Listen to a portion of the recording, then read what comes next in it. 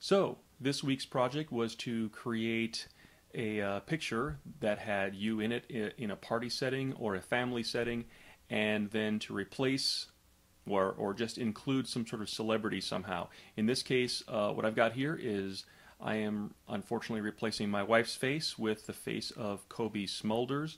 You might recognize her from How I Met Your Mother or The Avengers, and I'm going to show you how to do this.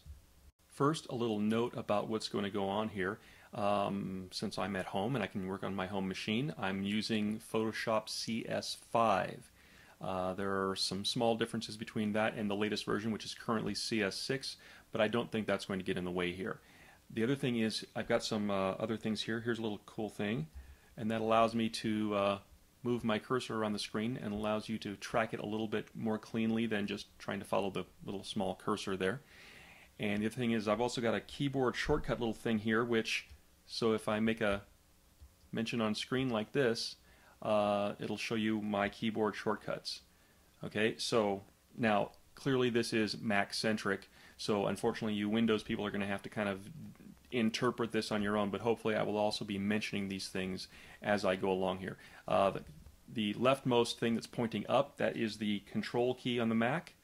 The next thing there, which is like, I don't even know how to describe that, but it's that's the Option or Alt key on the PC, Option key on the Mac, and then that curly Q thing next to the space thing is the Command key, and of course the space bar is the space bar. So I'll let go of that, and we're getting ready to start ahead. As you can see here, I've got a family picture here, and I've also got, if you look over here, I've got my picture of Cobie Smulders that I snaked from the internet, and I'm going to use her picture and cover my wife's face with her picture. And the first thing we really have to do is to reconcile the fact that these pictures do not look alike. Now, what I'm doing right now is a difference between CS5 and CS6. In CS5, you're able to take these tabs and kind of break them up like this. CS6 does not allow you to do that. So I'm going to kind of try to just point out here that if you look at the faces here, this was clearly shot with a photographer's flash. This was shot in daylight. Okay, let me turn this off so you can see it. There we go.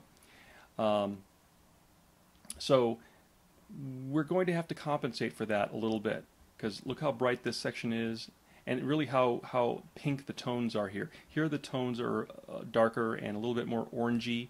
We'll try to compensate for that right now. So first thing I'm going to do is to isolate which pixels, which colors I can use from my wife's face here. So I'm going to go grab the quick selection brush, and it grabs a lot here. That's a little bit too much. I'll make my brush a little bit smaller, and it's still grabbing a lot, but that's okay. I will use quick mask to kind of reduce this. I'll go to my brush tool, and I will paint with black to mask out some areas here. So what I really want is I'm just telling the tool that I'm about to use that I only want to use these values. I want to use this brightness of skin tone, and then this shade of skin tone, and this shade of lip, and teeth too. Okay, so I didn't want any shade of eyeglasses in there because that's not in the Cobie Smulders picture either. So I'll go back to Marching Ants, and let's look at this other picture over here. And what I want to do here is really just change her skin tone. Now to do that, we're going to get very specific about our selection on her face as well. So I will get the quick selection tool and grab a bunch of her face and neck. In fact, not a lot of her neck actually. I don't really need that much. Okay, maybe a little bit more around the ear there, but I really don't have to play too hard with that. I'd like a little bit more, I don't know why, because I won't use it later, but I will take just a little bit more of her hairline up here. I don't know if you can see what I'm doing. Just getting a little bit more up there. Okay, cool. So let's do this. Let's now scale this down a little bit. Okay, so basically her skin tones are going to be matched over here. So let's do this. Let's go to the image menu.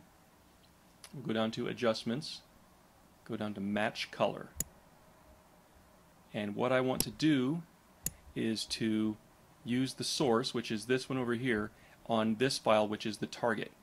Okay, so I'm going to change this to the JPEG there, and boom, it takes on a much more, it's not perfect, but it's much more clear and much more similar to what we've got over on the on our main picture. Okay, so I'm going to click OK. We're happy with that, close as we're going to get. And I'm going to put a layer mask on here and click OK. Well, actually, that's not the layer mask yet. I still have marching ants there, so I'm going to add the layer mask here at the bottom down here. Click on layer mask. Now that layer is focused on that. And I still have all of her hair, obviously. I'm going to hold down the shift key. You can see the original picture was not harmed. But now I'll get my move tool and I will drag this picture into this window. And it asks me, are you sure you want to convert colors? Yes. Otherwise it won't work. Okay. Now I can't leave her there with marching ants there, so I hit Command D and I'll move her over a little bit. Okay, looking pretty good. I'm going to scale her picture down. So for this I will use Command T. Now if you remember Command T, that is free transform, and that allows you to scale and rotate roughly at the same time. And I'm going to actually reduce my opacity a little bit as well so that I can see where I'm going with this. So I can scale her down. Now when I grab a corner, of course now I can scale this any way I want, but I want it to remain proportional. So I'm going to scale down and then move the picture over, and then I'll scale down again, holding the shift key to remain proportional.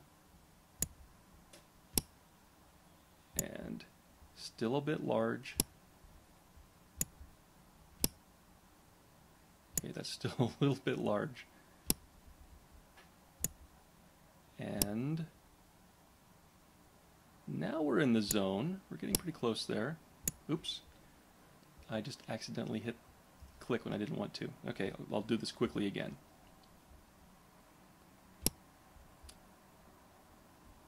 And if you'd like to keep your eyes on the size up here, this, in fact, I could click on the link there and then I won't have to hold down the shift key, because now it will remain proportional as I change scale. And you can see those numbers up there change depending on how I move. Okay, so again, that would be really interesting if her head was really that large, but it's not. And let's not also forget that I can't see through, well, obviously that's still too large. Let's see if I can just try it without turning down the opacity. That's not bad.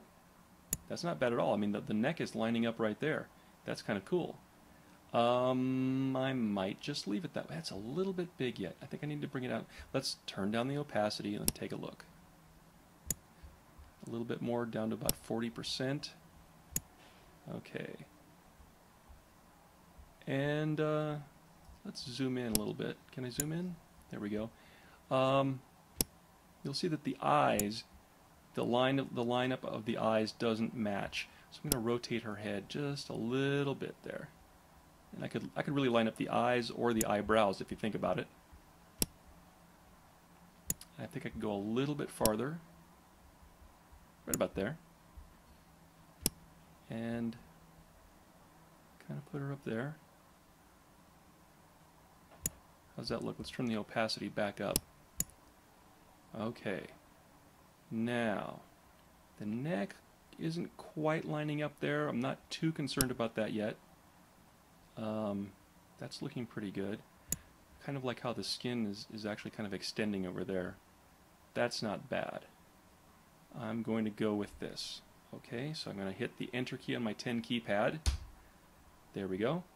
And now I'm going to use my layer mask to kind of dial in some of this stuff. So I'll get my brush tool, letter B on my keyboard, and I'm going to paint some black, maybe a little bit smaller brush, and a softer brush. Let's talk about that. I want a soft brush here. So I'll take this slider and crank this down. There we go. And just kind of gently paint out her neck just a little bit. And actually what I might do here, just to make this clearer, is I'm going to switch my background and foreground color chips. Remember, if I do X like that, I can actually show a little bit more than I need to.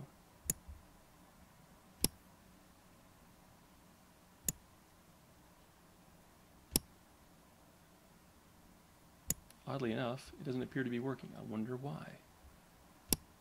Oh, actually, it is showing her neck. Her original neck is showing there. Can you see that? Okay. What I'm going to do is get a bigger brush to make it a softer edge to make that blend better. And by the way, I'm also going to turn off my mask here because it's kind of hard to see what I'm doing. I'll go back to my brush tool. I will switch this, and I think that blends a little bit better. In fact, that blends pretty nicely. Okay. That's nice. I'm going to soften up this edge. Now, this edge is trying to pick up some of Kobe's hair there, and I'm going to smooth this out a little bit with my layer mask.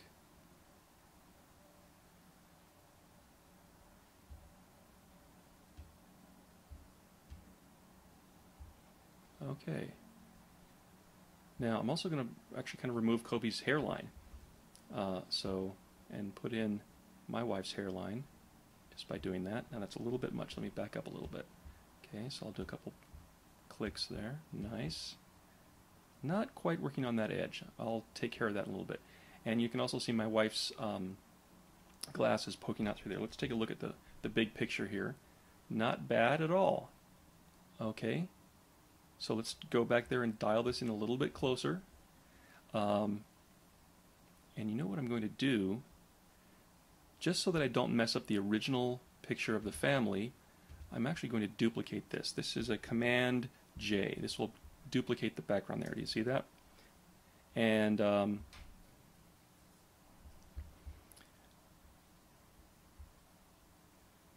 mean, I could paint on the background, but I'm trying to tell you guys how to work non-destructively. So I'll just kind of destroy that layer. Okay, so what I'm going to do is use this tool here, which is actually, I'll use the this guy over here. This is the healing brush, and what I'm going to do is borrow some hair here. I'll hold down the Option key and click in the hairline, and then paint along this edge, and it kind of blends together. See if I can blend this one a little bit more. Not too terribly bad. Let's see what that looks like. It looks terrible. I'm going to throw that layer away and duplicate this layer again. Command J. Okay, one more time. For this, let me go back to my standby tool, which is the clone stamp tool. And it needs to have a soft edge brush, so I've got to have my hardness set to 0. Otherwise, this might get ugly. Okay, so this time I will still borrow from this area here.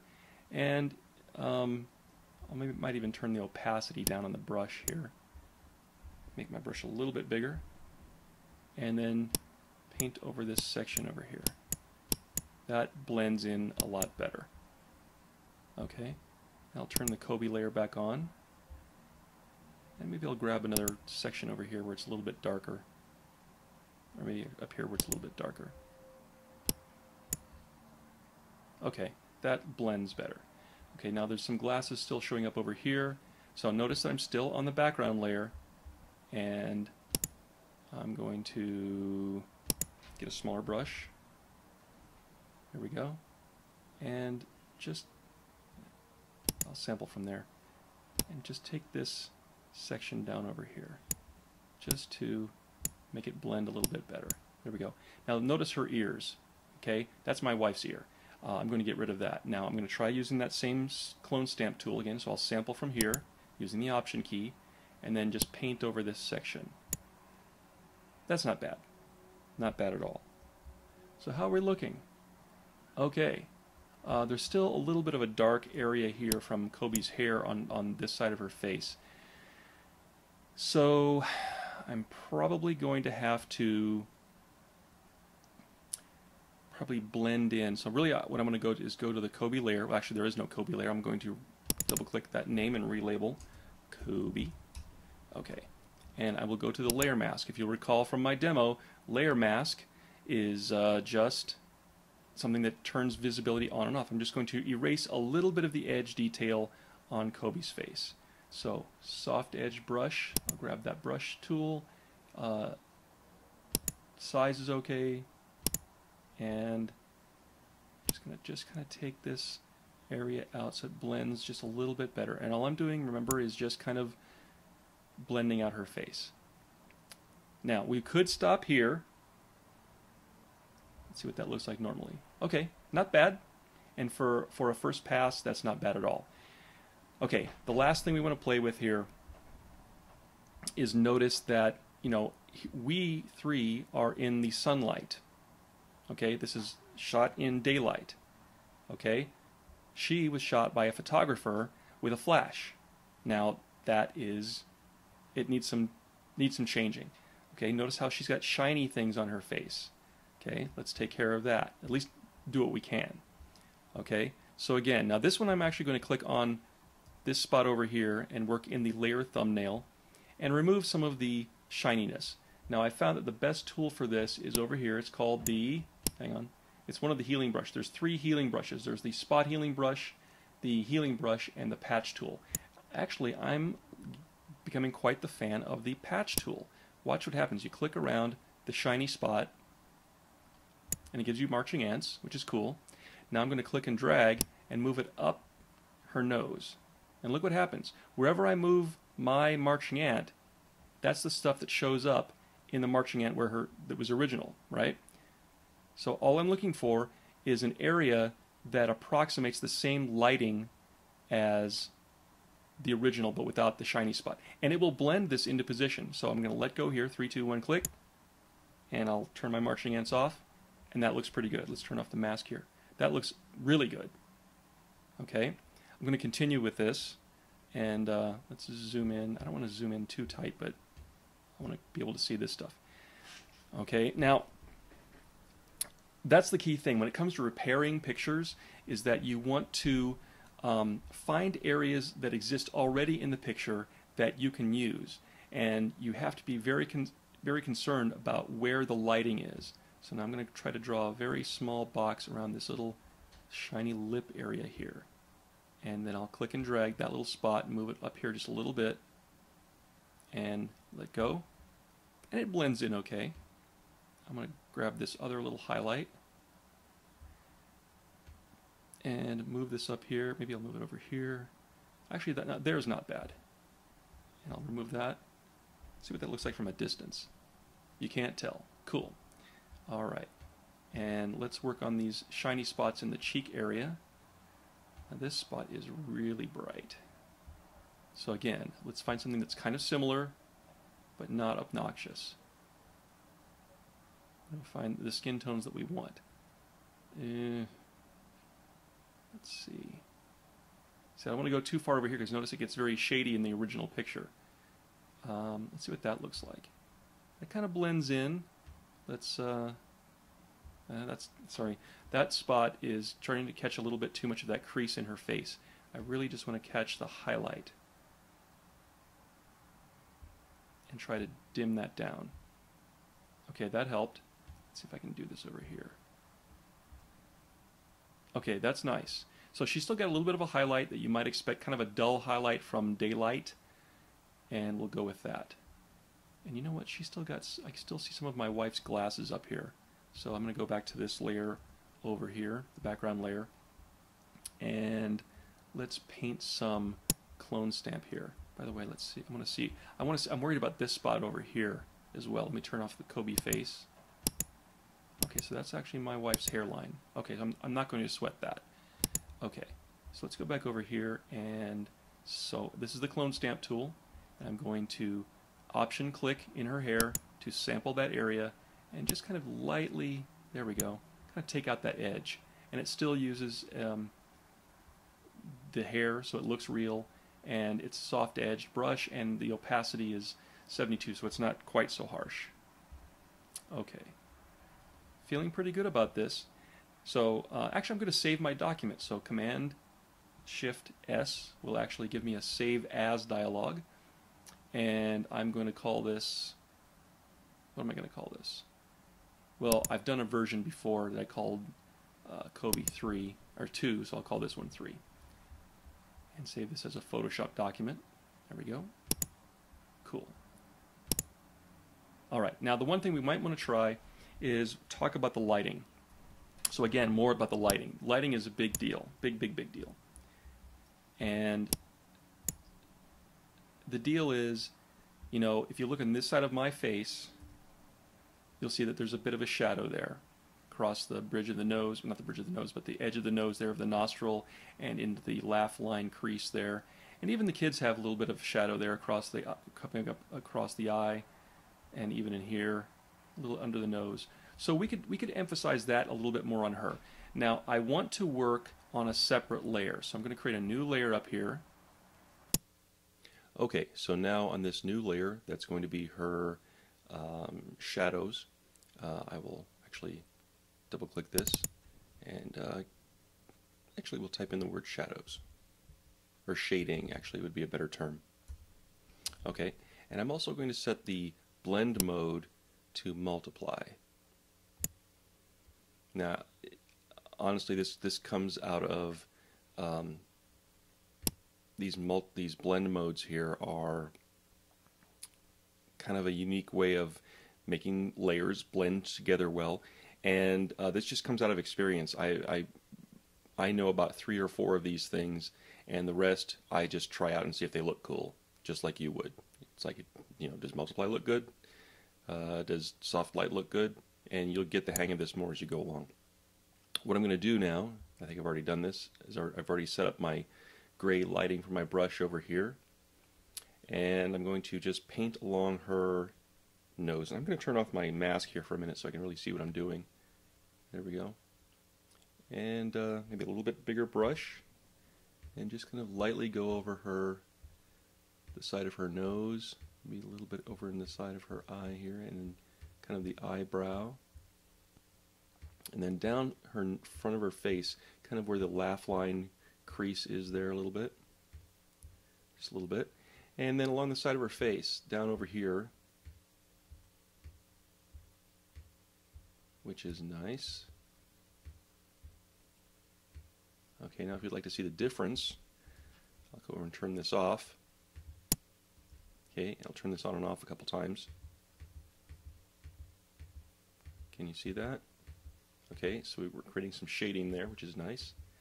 I just wanted to make sure that this area here remains bright enough. Now, what you could do is if you were concerned about any of the dark stuff covering another layer, we can always use the layer mask here and duplicate it over here. So I'll just duplicate the layer mask. I'll hold down the Option key and then drag this layer mask up onto the shading layer, and now that will also constrain where there's any shading on any hair back there. It really isn't a big deal anyway, just because that's already a shaded area, but in case you wanted to constrain that, you could. And what we can also do is, I can remember layer mask deals with visibility, so what I could do is if there's any shading there on the highlight portion of her face, which is really right there at the cheekbone, I could just paint black just to reduce any sort of shading that might be there. Okay, so I think I will try that. Turn off my mask. There we go. And I'm making sure that I'm painting here in the layer mask, which is always good. And then a little bit of paint right there, which is really just removing any highlight, or I'm sorry, removing any shadow. In fact, I might make my brush a little bit smaller with the bracket. Okay, let's turn this on and off again here. I'm over here now. There we go. And that's pretty cool. And you know, I was looking at this earlier, she's still got a pretty good highlight there. I'm wondering if there's what else I could do here to kind of bring those highlights down.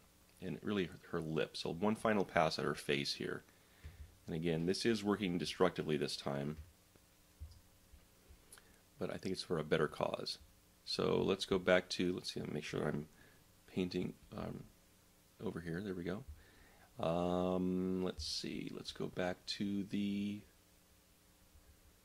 let's try the healing brush, because these areas or the spot healing brush, Because what this does, the smaller brush, is this takes the pixels outside the brush area and puts them inside the brush area. So I'm just going to just do pretty much just a little click and maybe even a little move around, and that looks horrible. Why does that look horrible? It should not look horrible.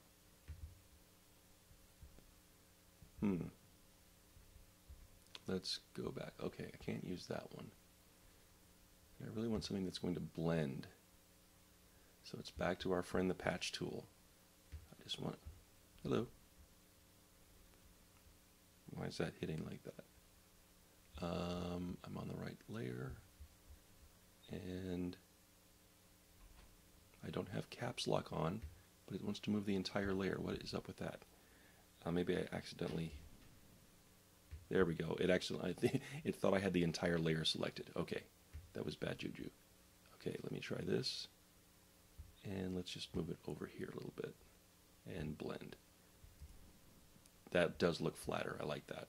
Okay, let's take one more pass at these cheeks. They're just too bright.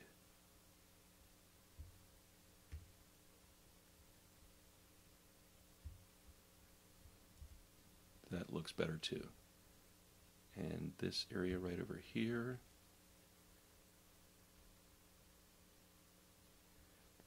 And right now, by the way, I'm using an Apple trackpad to draw with. So I'm drawing with my finger. This would be much easier actually had I a Wacom tablet to draw with. But unfortunately, both of my tablets are broken and they're not working with the latest version of the operating system. So that is unfortunate. And let me try this one here, right about there. I like that too. This upper lip needs some attention again. I didn't take it far enough last time. And let's try this over here for a blend. How does that look? A little bit better. Now the tricky part is this spot right over here. Her gum line is very reflective from the flash. So let's see if I can't get that a little bit clearer. Okay. Yeah. How does that look there? Let me see if I can zoom in. Wow, that's very close. I'll use my brush tool and get my selection a little bit better here, and I'm going to paint with white. So I hit the letter X to flip my keyboards or your things over here. Do you see this? And I will just kind of clear this up a little bit. Now my brush is set to very low opacity, which is up here. You guys catch this? So I'm going to crank this up a little bit more, 53%, and paint right there. We go. There we go. So again, we're just painting selection and going back to marching ants. Nifty. Okay, let's zoom out a little bit more. Now let's go back to our patch tool over here. And let's see, let's find another area. Maybe I can just push this over here. And what does that look like? Still shiny.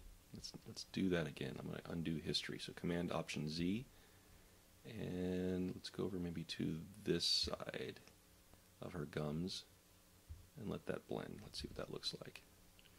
Well, unfortunately, it's a little bit shiny yet. Let's see how it looks from far away. Better. I'm okay with that. Okay, I think that's it. Excuse me. So let's see what the original face looks like. Now, obviously, we painted in some hair on this layer, and I've also turned that layer off. So there's the original. So if I put Kobe's face on here, and then apply that little hair business there, it gets rid of the glasses that's right on this edge, and it also takes care of the ear over there. Okay, and I can turn the original layer off, and we're back in business. So I'm going to save my document. Command S just saves the document. Command S, boom, and that's it. Hope you learned something.